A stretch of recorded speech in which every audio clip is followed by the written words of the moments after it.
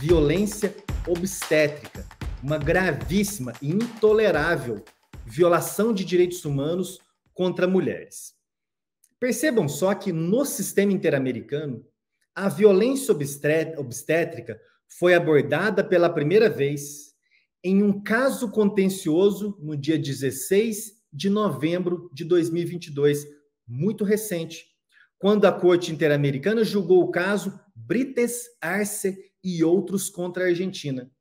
Um pouco tempo antes, a Corte Interamericana também já havia feito uma referência à violência obstétrica na sua opinião consultiva número 29, também do ano de 2022, relativa aos direitos humanos de pessoas privadas de liberdade que compõem um grupo vulnerabilizado, neste caso, as mulheres em situação de gravidez.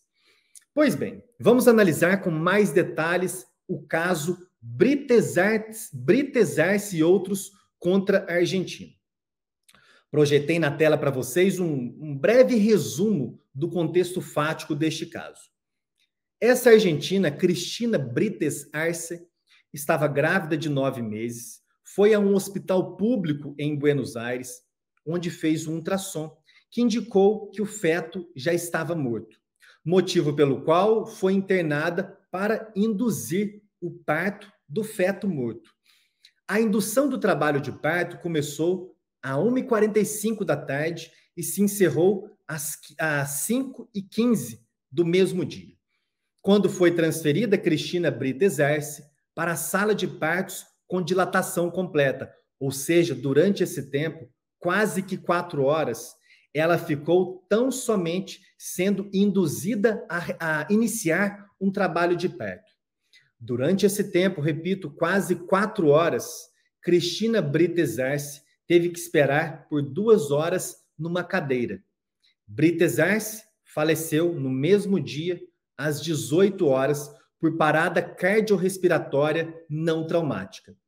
As instâncias nacionais, penal, para apurar a responsabilidade dos envolvidos e também a instância civil para reparar a violação de direitos humanos, mediante, por exemplo, uma indenização em dinheiro, falharam na reparação dessa violação de direitos humanos praticada.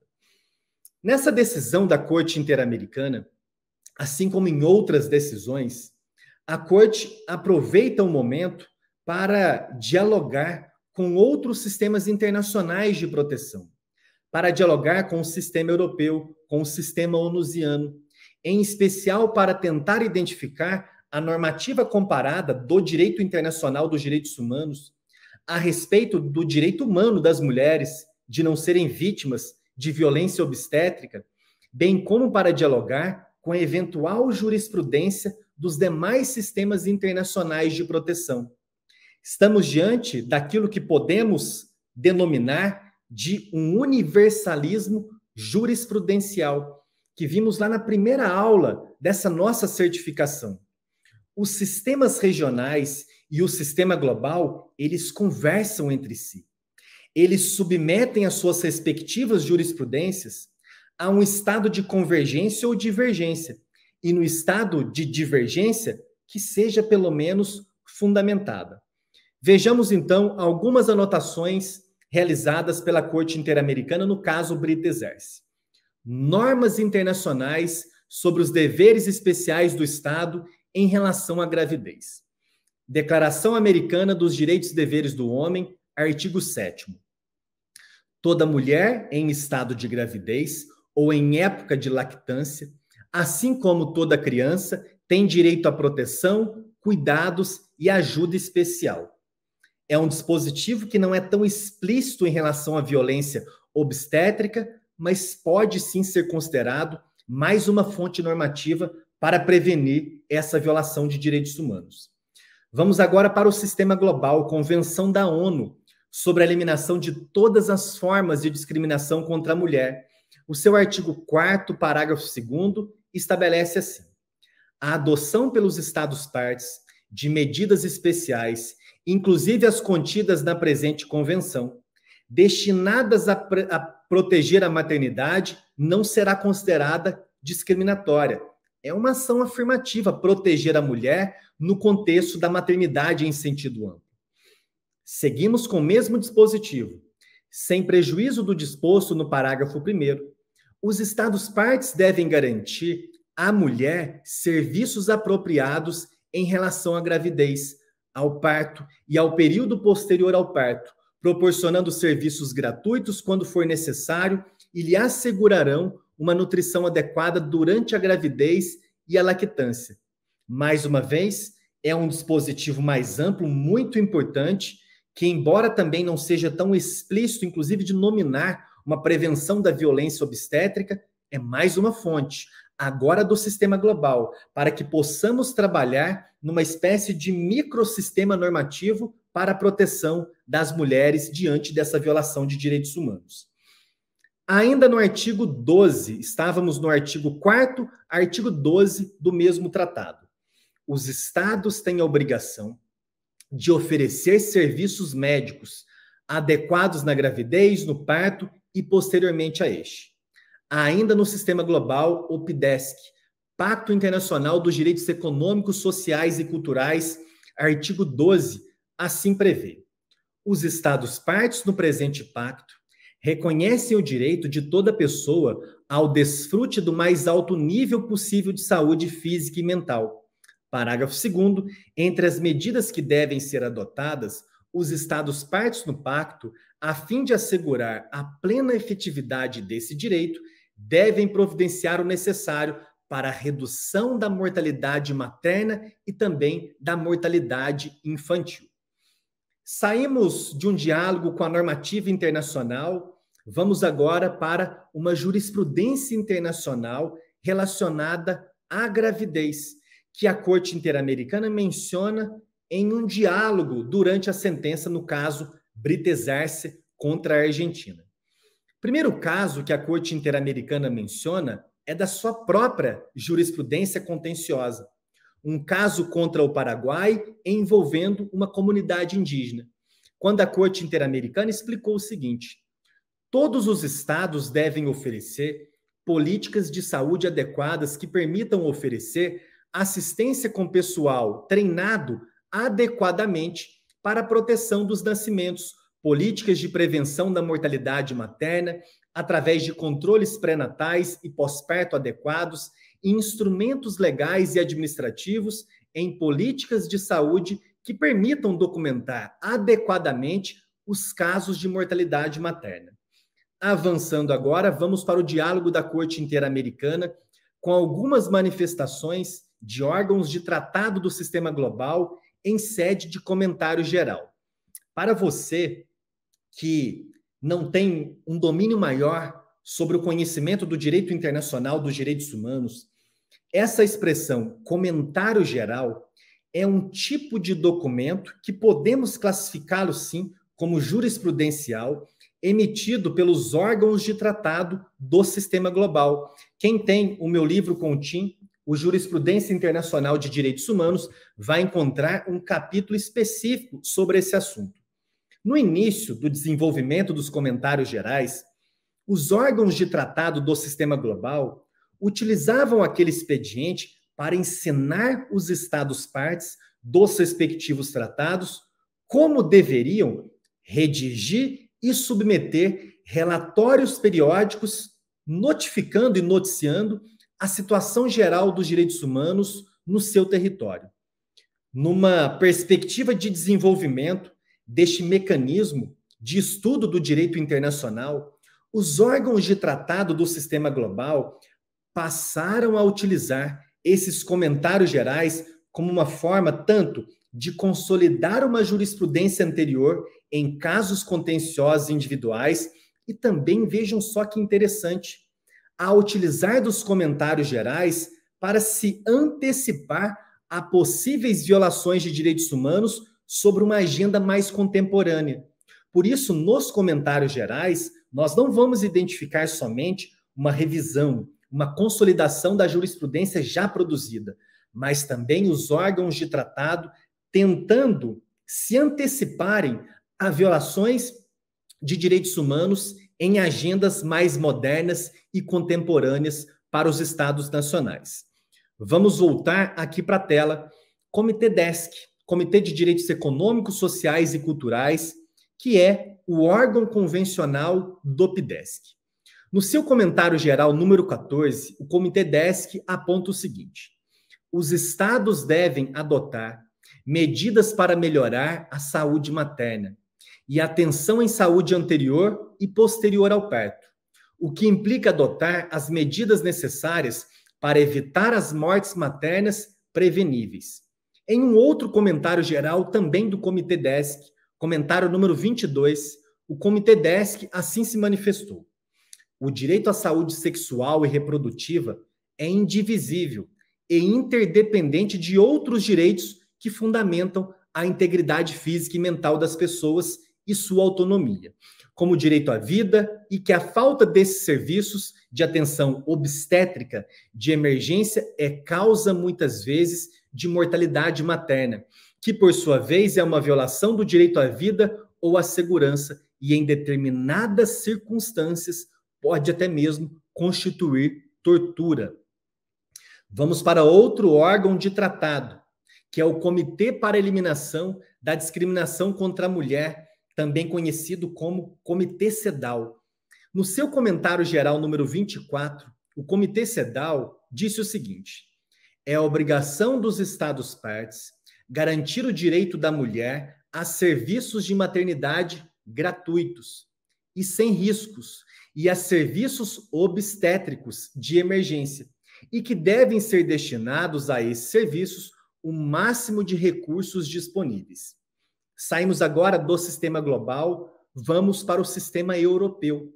Vamos encontrar também na sentença muito bem fundamentada da Corte Interamericana, no caso Brita Exerce contra a Argentina, uma menção a alguns precedentes do Tribunal Europeu de Direitos Humanos, naquele diálogo de fertilização cruzada entre tribunais internacionais que vimos na primeira aula dessa certificação. A Corte Interamericana faz menção ao caso Helena Cojocaro contra a Romênia, do Tribunal Europeu. Este caso se refere, conforme está aí na tela, a uma mulher grávida que foi transferida a um hospital sob suspeita de padecer de pré-eclâmpsia. Apesar da gravidade do seu estado, o médico que a atendeu não adotou o tratamento de urgência adequado e decidiu transferi-la a outro hospital situado a 150 quilômetros de distância. A mulher morreu, a vítima deste caso, 40 minutos após ter chegado no outro hospital. Diante deste contexto, o Tribunal Europeu de Direitos Humanos considerou que havia produzido uma violação do artigo 2º da Convenção Europeia no seu aspecto substancial e se referiu assim à obrigação do Estado de adotar uma estrutura normativa que exija que os hospitais adotem as medidas adequadas para proteger a vida dos pacientes. E vejam só que importante, a Corte Interamericana de Direitos Humanos, nesse diálogo com a jurisprudência dos órgãos de tratado do sistema global, tanto em comentários gerais como também em casos individuais contenciosos, mencionou também um caso muito importante contra o Brasil, que é o caso Aline Pimentel, a primeira condenação do Brasil perante órgãos de tratado do sistema global, mais especificamente o caso Aline Pimentel no Comitê CEDAW. A Corte Interamericana lembrou deste caso, caso Aline da Silva Pimentel Teixeira. Resumo do caso: morte de uma mulher negra por complicações obstétricas após receber a negativa de um serviço de atenção materna de qualidade tanto num centro de saúde público como também em um privado. O Comitê CEDAW advertiu que a falta de serviços de saúde materna apropriados tem efeitos diferenciados sobre o direito da mulher à vida. Finalmente, nós temos, no âmbito, ainda de acordo com o registrado na sentença da Corte Interamericana, no caso Brita Exerce, uma espécie de recomendação ou registro da oficina da Alta Comissariada, à época, uma Alta Comissariada das Nações Unidas para os Direitos Humanos, um relatório sobre mortalidade materna previsível e os direitos humanos, produzido em 2010 e também no ano de 2022. Quando este órgão não convencional do sistema global advertiu para o fato de que a mortalidade materna é uma questão de direitos humanos. E a normativa internacional inclui o compromisso fundamental dos Estados de conseguir que a mulher sobreviva à gravidez e ao parto, como um aspecto do seu desfrute dos direitos à saúde sexual e reprodutiva e a viver uma vida com dignidade. Ainda sobre violência obstétrica, no julgamento do caso Brita Ezerce contra a Argentina, a Corte Interamericana notou que, de acordo com a Organização Mundial da Saúde, a OMS, estima-se que entre 88% a 98% das mortes maternas neste contexto de emergência e violência obstétrica são preveníveis. A Corte entende, assim, que uma das obrigações do Estado em matéria de saúde consiste em informar plenamente as pessoas grávidas, em período de pós-parto e em período de lactância, sobre sua condição médica, e assegurar o acesso à informação precisa e oportuna sobre saúde reprodutiva e materna durante todas as etapas da gravidez, o que deve estar baseado em evidência científica, emitida sem preconceitos, livre de estereótipos e discriminação, incluindo o plano de parto perante a instituição de saúde que assistirá o nascimento e o direito ao contato materno-filial. Ainda estamos no exame do caso Brita Ezerce. Eu trouxe para vocês vários fragmentos, vários pontos importantes dessa sentença, todos esses pontos já traduzidos e resumidos. Em determinado momento, a Corte Interamericana trabalha uma questão conceitual da violência obstétrica,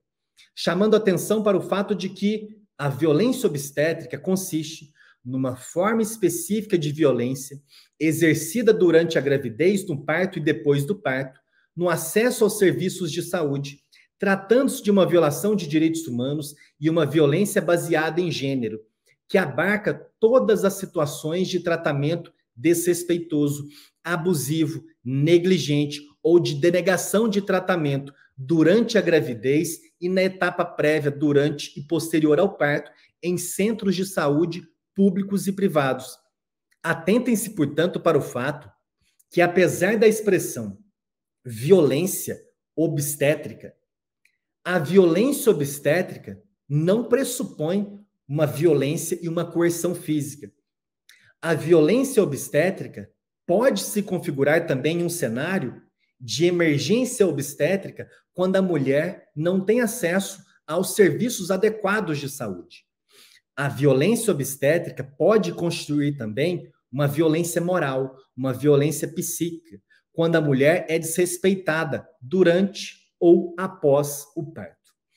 Prosseguindo e ainda examinando esse ponto, a Corte lembrou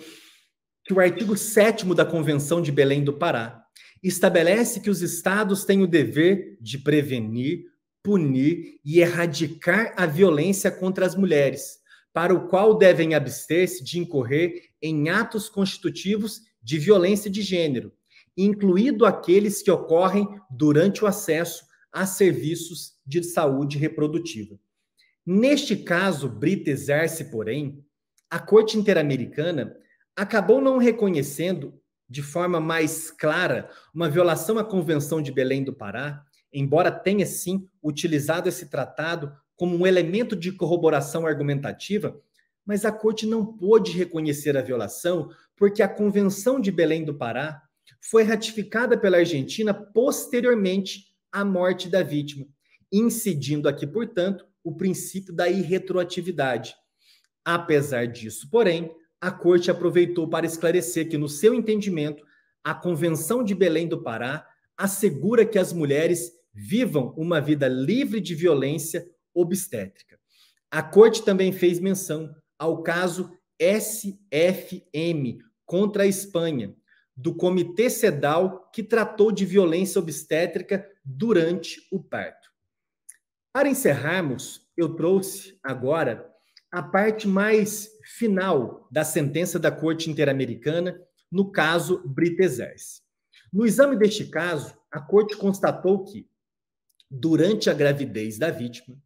a vítima teria apresentado vários fatores de risco que não foram atendidos de forma adequada pelo sistema de saúde.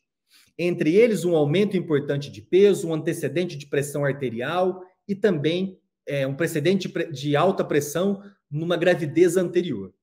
A Corte Interamericana ainda entendeu que essas circunstâncias impunham uma atenção diligente e reforçada, com uma consideração especial devido a que se tratava de uma gravidez de alto risco pela possibilidade que tinha de morrer de pré-eclâmpsia, e porque esta provoca altos índices de mortalidade materna. Apesar disso, a vítima não teve o tratamento adequado, especializado e diligente. Chamou ainda a atenção da Corte o fato de que a vítima, como eu disse anteriormente, permaneceu em trabalho de indução do feto morto, do parto do feto morto, por mais de 3 horas, 2 delas sentadas numa cadeira. Em consequência, o diagnóstico, a decisão de submeter a senhora Britezers a trabalho de parto, a falta de informação completa sobre as possíveis alternativas de tratamento e suas implicações, e a espera de 2 horas em uma cadeira enquanto ocorria o procedimento, submeteram a vítima a uma situação de estresse, ansiedade e angústia, que, somado à especial vulnerabilidade em que se encontrava, implicaram um tratamento desumanizado e a denegação de informação completa sobre o seu estado de saúde e alternativas de tratamento, o que constitui a chamada, claramente neste caso, violência obstétrica. E com isso, a Corte Interamericana declarou a Argentina responsável pela violação do direito à saúde, com base no artigo 26 da Convenção Americana e também do direito à vida, conforme o artigo 4º, parágrafo 1º da Convenção, e também do direito à integridade pessoal, previsto no artigo 5º, parágrafo 1º. Entre as medidas de reparação determinadas pela Corte Interamericana, no caso Britezers, podemos destacar a indenização por danos materiais e morais aos familiares da vítima.